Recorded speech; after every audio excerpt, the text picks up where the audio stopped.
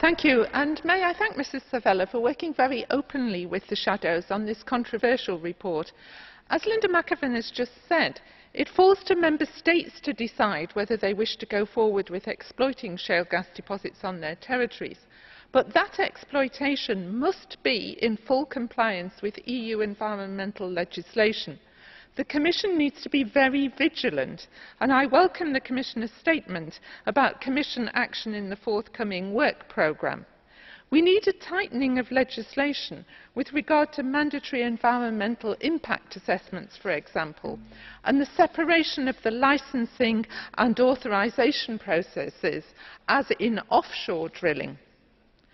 But shale gas poses a threat that goes much wider than the local environment. For a start, we do not know exactly what its footprint is in terms of greenhouse gas emissions, including the fugitive methane emissions which tend to occur during fracking. The studies so far about whether it's better than coal, worse than coal, better than gas, worse than other gas, they're contradictory.